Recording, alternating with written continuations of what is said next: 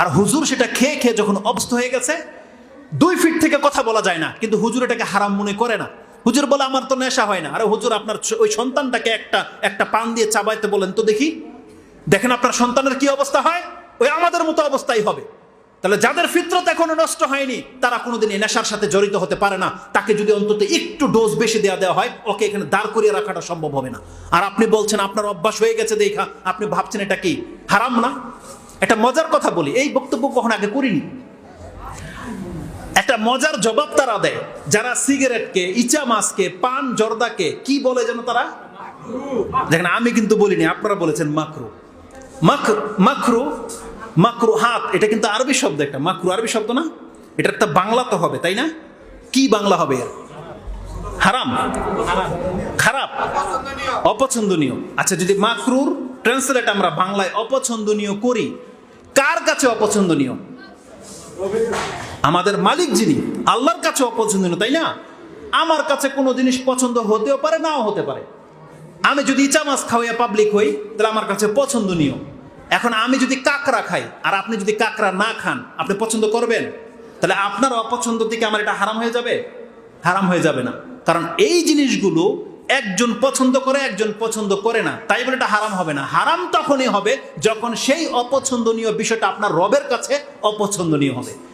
আল্লাহ যেটাকে অপছন্দ করে সেটা হারাম হবে। মুহাম্মদুর রাসূলুল্লাহ সাল্লাল্লাহু আলাইহি ওয়াসাল্লাম যেটা অপছন্দ করে সেটা হচ্ছে মাকরু, সেটা হচ্ছে অপছন্দনীয়, সেটা হচ্ছে হারাম। কিন্তু আমি আর আপনার পছন্দতে কিছু যায় আসে না। পুরো পৃথিবীর মুসলিম যদি কোনো কিছুকে অপছন্দ করে, কিন্তু সেটা যদি হালাল হয়, সেটা কোনোদিন হারাম হয়ে যাবে না। আবার পুরো মুসলিম যদি কোনো কিছুকে হালাল হিসেবে পছন্দ করে নেয়, অথচ বিষয়টা হারাম, সেটা কোনোদিন হালাল করতে পারবেন না। কারণ আমাদের রব যেটাকে ফয়সালা করেছে, যেটা তার কাছে পছন্দনীয়, সেটাই কেবল হালাল, তার কাছে যেটা অপছন্দনীয় সেটাই হচ্ছে হারাম। আর আপনি হুজুর প্রমাণ করে দেখান যে জর্দা খেয়ে আপনি যে মসজিদে সালাত আদায় করেন, আপনার রব এটা পছন্দ করে, আপনি একটা দলিল দিয়ে প্রমাণ করে দেখান। কোন ব্যক্তি যদি কথা বলতে পারে যে সিগারেট খাওয়াটাকে আল্লাহ পছন্দ করে, তাহলে হুজুরের জর্দা খাওয়াটাকে আল্লাহ পছন্দ করবে না? আছে কোনো দলিল? দলিল নাই। কিন্তু জানেন অবস্থাটা কি দাঁড়িয়েছে? আমরা বলি, আমাদের আলেমরা বলতেছে নেশা করা হচ্ছে হারাম, জর্দা, গুল, তামাক, বিড়ি, যা বলেন না কেন এগুলো সব হারাম। কিন্তু হুজুর এটাকে আরো সেন্সিটিভ শব্দ নিয়ে নিয়েছে। সে হারাম তো বলে নাই, সে মাকরু শব্দ লাগিয়ে দিয়েছে। আর জানেন মাকরু শব্দটা কোরআনে আছে। আমি যদি বলি হুজুর যেহেতু মাকরু মানে হালাল ভাবছে, যে হ্যাঁ মাকরু মানে খাওয়া যায়, নাহলে কি হুজুর খেত? আপনারা যে সিগারেট খান বলেন মাকরু, তার মানে কি মনে করে খান? মাকরু তার মানে কি হারাম মনে করে খান, নাকি হয়তো অপছন্দনীয়, খাওয়া যেতে পারে এরকম বিষয়? সুবহানাল্লাহ, যদি এমনটা বিষয় হয়, তাহলে আল্লাহ সুবহানাহু ওয়া তাআলা শিরিক করাটাকে মাকরু বলেছে। শিরিক করা, আপনার হুজুরের মাথা খারাপ হয়ে যাবে। এখন বলে কি শিরিক করা মাকরু? হ্যাঁ আমি বলছি, কোরআনে আল্লাহ বলছে শিরিক করা মাকরু। আপনি জানেন হত্যা করা মাকরু। তাহলে একজন ব্যক্তি যদি কাউকে হত্যা করে, তাহলে কেসাস স্বরূপ ওকে হত্যা করা যাবে না, কারণ তো মাকরু কাজ করেছে। কেউ যদি জেনা করে, কোরআনে জেনাকে মাকরু বলা হয়েছে। কেউ যদি পিতামাতার সাথে বেয়াদবি করে, কোরআনে এটাকে মাকরু বলা হয়েছে। কেউ যদি এতিমের মাল ভক্ষণ করে, কোরআনে সেটাকে মাকরু বলা হয়েছে। কেউ যদি অপচয় করে, সেটাকে কোরআনে মাকরু বলা হয়েছে। কেউ যদি নিজের সন্তানকে হত্যা করে, সেটাকে কোরআনে মাকরু বলা হয়েছে। যেই ব্যক্তি আপনার অহংকার করে জমিনে চলে, সেটাকে কোরআন মাকরু বলেছে। যেই ব্যক্তি বিনা এলমে কথা বলে, সেটাকে কোরআন মাকরু বলেছে। এই যে এতগুলো কথা বলেছি, 10টা মাকরু হাত এখানে আছে। আপনি দলিল চাইলে আমি কোরআনের পৃষ্ঠা সহ আপনাকে দলিল দিতে পারি। আপনি পড়ুন সূরা বনী ইসরাঈল 17 নম্বর সূরা ইসরা যেটাকে বলে, আপনি 22 থেকে নিয়ে কষ্ট করে একটু 39 পর্যন্ত চলে যান, দেখেন আল্লাহ সুবহানাহু ওয়া তাআলা এখানে কি বলেছে।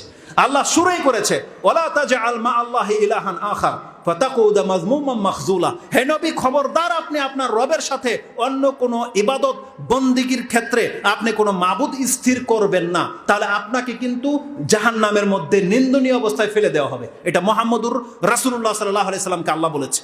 তারপরে বলেছে ওয়াকাদা রাব্বুকা আল্লা তা'বুদু ইল্লা ইয়াহু, আপনার উপরে ফয়সালা করে দেওয়া হয়েছে আপনার রবেরই একমাত্র ইবাদত করবেন, আপনার রবের সাথে অন্য কাউকে নয়।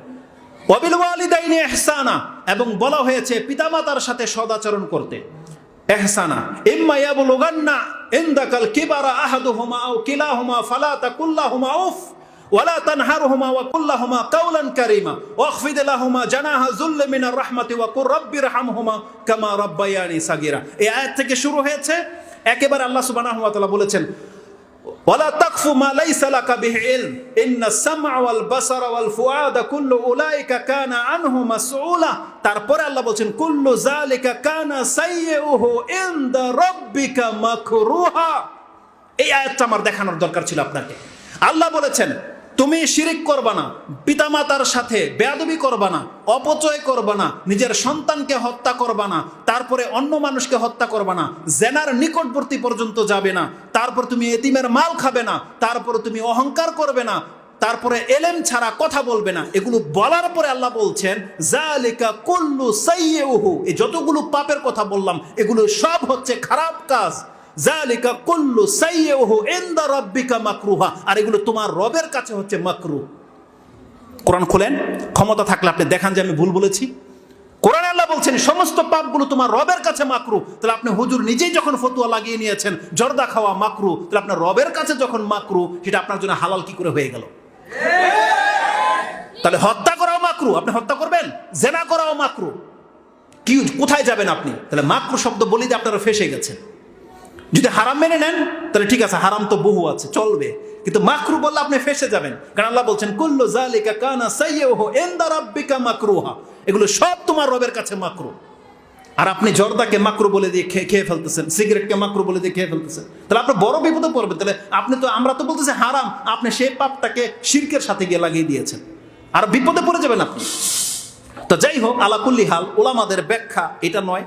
তো এটা যেহেতু শব্দের কারণে আপনার কাছে ওইখানে চলে গেলাম যে আল্লাহ বলছেন এগুলো সব হচ্ছে তোমার রবের কাছে অপছন্দনীয়। তাহলে হত্যা করা যেমন অপছন্দনীয়, আপনার এই দ্রব্য, নেশাদার দ্রব্য, নোংরা জিনিস, এটাও আপনার রবের কাছে অপছন্দনীয়। এখান থেকে বাঁচতে বলা হয়েছে।